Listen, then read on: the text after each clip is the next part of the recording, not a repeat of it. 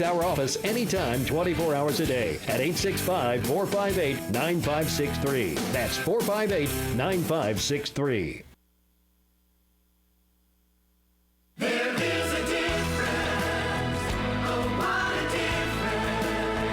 difference. When you invest with us, you are helping the local economy. We keep your money working right here in our area. Our interest is local. Foothills Federal Credit Union, Lenore City, Loudon, and Sweetwater. Member NCUA. There is a difference. Wampler's Farm Sausage is whole hog sausage, containing all the choice cuts of hams, loins, shoulders, and tenderloins. Every patty is lean, tender, and juicy with flavor, cooked with a time-proven method to ensure the best flavor possible. Wampler's Farm Sausage, made right here in Loudon County. It's good eating. Every minute a stroke goes untreated can cost you 2 million brain cells. You have to act fast. Fort Loudon Medical Center is now an advanced primary stroke center and part of our region's only stroke hospital network. When minutes count, you can count on Fort Loudon Medical Center, a proud member of Covenant Health. Paula and all the hairstylists at the Hair Barn say go Redskins. The Hair Barn serves men, women, and children. Open Tuesday through Friday. Paula appreciates appointments, but walk-ins are welcome. The Hair Barn, 316 Grove Street in Loudon. Phone 458-5949. Whether you need a new system or if your current system needs repairs, Jeff and Rick Green and the staff at Green Heat and Air in Loudon are ready to help. They've been serving Loudon and surrounding counties since 1985. Financing is available, plus all work is licensed and insured. Green Heat and Air, phone 458-6718. James R. Thomason, Certified Public Accountant, is a proud supporter of Loudon High School athletics and academics. Mr. Thomason has been providing CPA services in Loudon County since 1991. James R. Thomason, Certified Public Accountant. Phone 458-6872.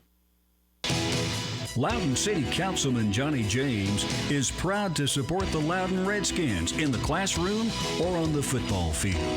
Go Redskins, from Loudon City Councilman Johnny James.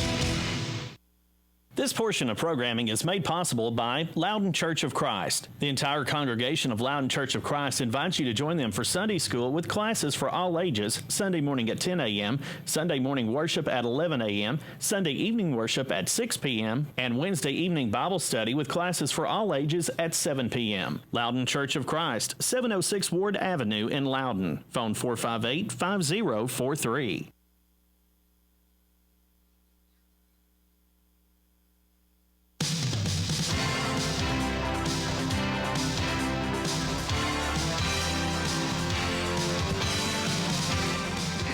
Welcome back. Mike Thompson along with Scott Hope. And Scott, long evening for the Loudon Redskin baseball tonight as they fall to the Lenore City Panthers by a score of 11-0. And we were just talking off air. It's been a while since the Redskins have lost to Lenore City. And I don't know how far back you'd have to go to see where they lost and were shut out to the Lenore City Panthers. Right. I don't remember where we've laid a goose egg on the board. It probably has happened, but I just don't remember it. We'll have to check with Bill Breakpool or somebody. I don't know if anybody's got that stat. G would know. G could very well answer it. We'll catch up with him at some point in time, and he can tell us when the last time that happened. But the Redskins were limited. I came up with 3 hits, and one of those may have been questionable as to whether it was a hit or an error, but the Panthers put 11 runs up on 9 hits as they faced 3 different Redskin pitchers. Braxton Roberts drew the start, and Jackson Walker came on in relief, and then Braden Frey worked the last for the Redskins on the mound. And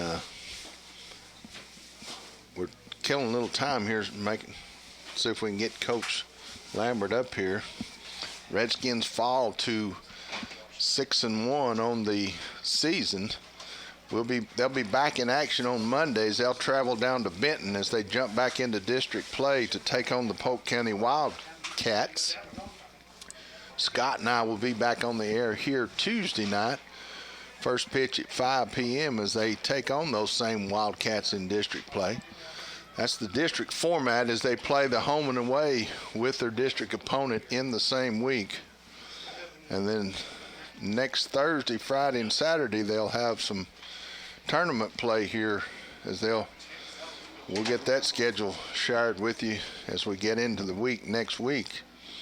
As we got Fulton and Alcoa and Greenback and some different teams that'll all be making their way. And from the looks of the weather, they're even throwing out that 4-letter word like snow and things like that for next week. That's not good. That's not good for baseball. It's not good for a lot of things in the first week in April, is it? No. I'm ready for warm weather. To stay. Yeah, to stay, as Chip said. Well, Mike, just looking at tonight, it was bound to happen at some point. We can't go undefeated all year long. From a pitching perspective and from a hitting perspective, it just wasn't Loudon's best night. We've had some untimely errors. That cost us a few runs, but, overall, there's not a lot of something good that can come out of this. We're now joined by Coach Lambert. And Coach Lambert, one of those games you tip your hat, you lick your wounds, you go back to work. Those are tough games, what I gotta tip my hat to Drake Randolph. Yes. He threw a heck of a game. He really did. It was impressive to see him work. We put a little pressure on him in the first inning. I know we didn't get anybody on base, but Caden Dawkins and Mackenzie Lunsford, between the two of them, they saw 21 pitches against them. And I thought, this is how you face a good pitcher. You make them throw a lot of pitches, and you put pressure on them. And then hopefully you make them labor a little bit, have some challenging at-bats, and it's the third or fourth inning, and you look at it, and he's at 75 pitches. Defense might make some mistakes. You really challenge him that way. And, he settled in, and instead of us going for a little bit more finding our pitch, and we went to a little bit more of a contact approach, and he started having quicker innings. So he threw a great game. And the North City's a pretty good ball club. I thought so tonight, that they were coached well, they played hard, they competed at the plate, they're really good with 2 strikes. We made comment, Coach, that even in pregame, they got on and off the field in a different manner than what we've seen, and certainly their at-bats were better at-bats. There were some, for both sides, there were some strong foul balls. I'm not talking about just chunky foul balls. Right. Both sides were ripping some foul balls. You're right, and that's a testament to Drake Randolph. We normally are barreling balls up and hitting them fair, and he's definitely the most polished pitcher that we've seen yet. And he's gonna win a lot of ball games for Lenoir City. He's a good guy. He's a good player. They've got a lot of good players, and I think we do too. But just today we fell short. I could almost predict the future this whole week. 10 walks on Monday, 8 walks on Tuesday. Between the 2 days, we had like 5 hit batsmen. And today we did a very similar outing where we had, I believe, 7 or 8 walks. I know we at least had 6. I counted 6 before the last inning. And I was saying, I am not being critical in any way, form, or fashion. First time I've seen this umpire, he had a tight zone. He had a good zone, a tight zone, Right. but he was consistent throughout both sides of the baseball. And, as we go through season and see different strike zones, sometimes they're wide and high and things like that. But our guys have got to make adjustments. Yeah. That's the big thing. Our guys have got to adjust at the plate and compete against the pitcher. They both have the same challenges, right? Yeah, right. So pitchers got to throw in the strike zone. Our guys have got to identify the pitches that they need to they need to take and the pitches that they need to hit. And then we both get the opportunity to do the opposite thing each inning. So our guys have just got to go out there and compete a little bit better.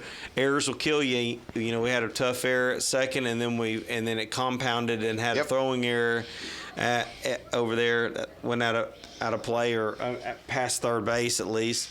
And that was responsible for 3 or 4 runs that inning because the inning continued. Yes. And then they had another hit the right field. But you know, we talked after the game, and we talked about how one game does not define your team, and it doesn't define your season. And if anything, we've got to go. We got to reflect over it, think about it, not forget it, and we need to learn from the experience and treat it as a growing opportunity. This is early in the season. If we go out of here today mulling over this and not able to build off of this loss and try to learn something about our team, then we're going to be in big trouble. But if we can come out of here and understand that, you know, although this loss hurts a little bit more for these guys, that we got to play them again later in the year, and then we've also got Polk County on Monday and Tuesday, along with other games in the district that we've got to really focus on as well. So, you know, good job to the Lenoir City Panthers today and Coach Simmons, and best of luck this season for them. And it's time to get back to work for our guys. I once had a team in a state championship series that after the game, I told them that today we were the bug and they were the windshield. And I said, forget about it. Tomorrow we're going to be the windshield, and we came out and won the thing. But like you say, tip your hat and move on. Short memory. Right back in the district play with the Polk County Wildcats. Your thoughts going into that one? Down there on Monday, back here on Tuesday. We'll have to come to play. I mean, it's always a tough one because we play earlier at Polk County because of the lights, so it affects our pregame routine a little bit more. And then for some consistency, we try to do the same thing at our place. So we play a little earlier because of the long drive too. Right. And that affects our pregame routine a little bit also. But, you know, we'll be ready to go. We'll have the arms ready. And it's good to get back on the diamond after a loss like this, because we need to get back out there and play our game and come back out and represent our ball club in a little bit better manner on the field. Beyond Monday and Tuesday of next week, later part of the week, you've got the I-75 pileup. That'll be played here at Bill Thompson Field. Yes, sir. Can you give us an idea? I don't know if this schedule is still correct as to some idea. Those games are accurate. Okay. On Thursday, we'll have – it's a school day, so we'll have 3 games actually only 2 games that evening. We'll play Greenback, and I'm not sure who else plays afterwards. I'd have to look at the actual schedule rather than our schedule. And then on Good Friday, we have like 6 games that day. So we'll start the day off playing Alcoa at 9 in the morning, actually. And then there'll be games played all throughout the day. And then on Saturday, we'll host Fulton High School in the morning at like 11 o'clock, and that's the only game played at our place. So there are a handful of games also being played at Alcoa for teams that are on that side a little bit more, and it'll be a good weekend of baseball. So much, hopefully the weather. We're already looking at that. So. You know, it's spring, so the forecast changes like every hour. So we'll evaluate it as the week goes on, and hopefully we'll have a beautiful weekend. Tough loss on the part of the Redskins tonight as they go down to the Lenoir City Panthers. Stay with us all season long as we'll bring you this live Redskin action, and I can almost assure you that Coach Lambert and these Redskins will rebound from this loss. Oh, definitely. And we'll go forward throughout this season. Final score, Lenore City Panthers 11, Loudon Redskins 0. I'm Mike Thompson. That's Scott Hope, the one and only Chip Lynn that makes it all happen. Good night. You've been listening to Loudon Redskin Baseball on 96.1 WLNT. This broadcast, copyright 2021 WLNT Sports. Remember, there's only one place to hear the Redskins, 96.1 WLNT and redskinradio.com.